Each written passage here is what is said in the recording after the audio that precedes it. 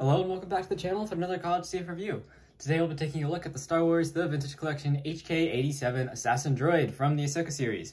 These are a pretty cool set of droids that came out in the show, and really cool to get them in the Vintage Collection, and fairly timely-ish too as well. So yeah, I'll be checking him out today. I got this from Old Time Toy Store.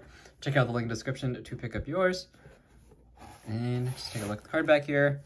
Cool image of the figure there. That doesn't really look like it's actually from the show, maybe some concept art. This background looks like it's from the show, but this doesn't actually look like it's from the show. But still looks nice. And there's the back. I have already reviewed Thrawn, the Inquisitor, and Luke Skywalker, as well as Ahsoka. So definitely check out those if you have not already. And let's get them out of the package. This unboxing.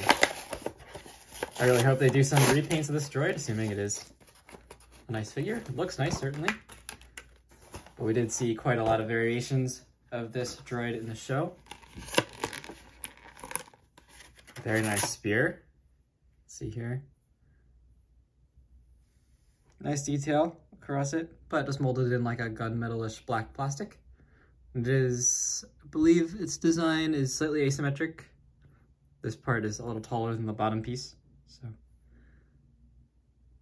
Looks very nice.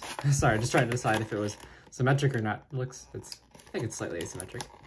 Then we do get blaster here as well.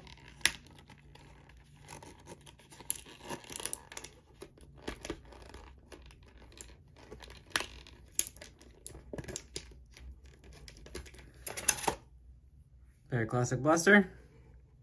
Again, molded in, so the spear is actually not it's a slightly flexible plastic, but not super flexible, which is good. It shouldn't warp over time, and it still looks good. This gun's actually a more flexible plastic, but it still looks good. I believe you can store this on his person, so take a look, or robot, I guess. But very nice sculpting, does the trick.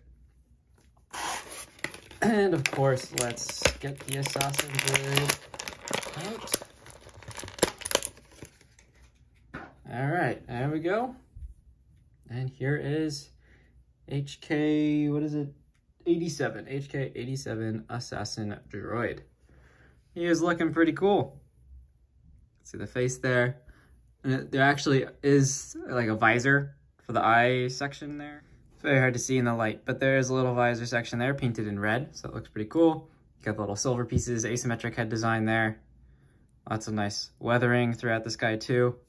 Underneath his cloak here, it looks like. Yeah, tons of other paint apps down there. Some chipped paint. Looks really good. Really nice. Do anything on the back.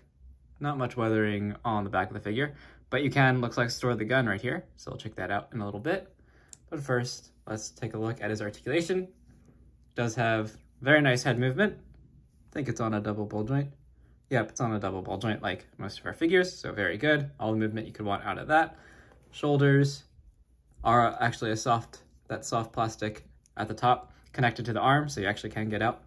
I know, connected to the inside of the shoulder piece. That's really nice. Oh, and it rotates with the shoulder. Very nicely designed there. Then elbow bend, and there is a swivel there too. It doesn't bend very far though, because of the nature of the design. But it looks like you can get to about there.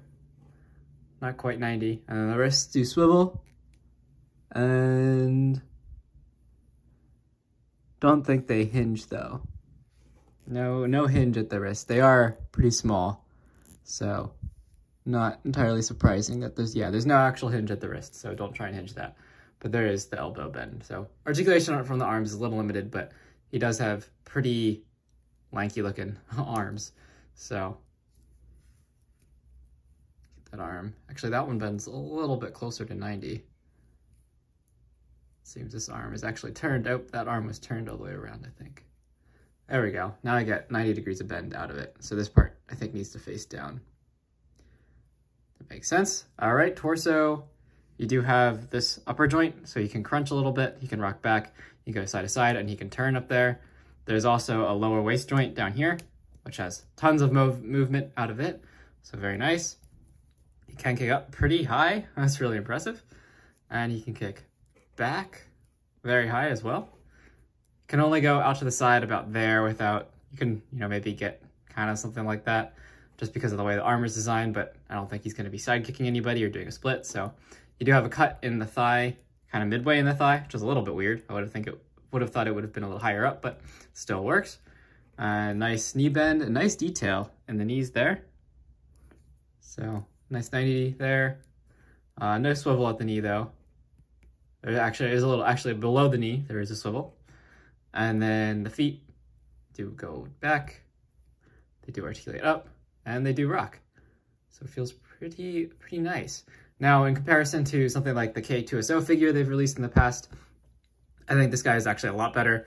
Articulation-wise, he's better, but then plastic quality, like the legs are a little bit flexible, but they're not quite nearly as bendy as on K-2SO. And this cloak is very nice, feels really good. Now, in terms of weapons, you should be able to hold his staff. I'm sure you could get him to hold it double-handed. Does hold it very easily. And he could, of course, I think, hold his blaster with either hand. Let's see, just make sure it's designed, because this does have a really big handle. So, might take a little bit of opening his hand up to actually get his fingers into the handle of the gun. It might work better on the other side. Let's try this side.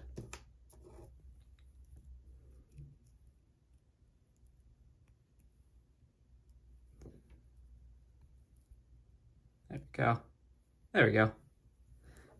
Holds his gun pretty easily there as well. And then the back of the figure, it looks like can store the gun. I think you just use the tab on the side of the gun, and there's that slot right here.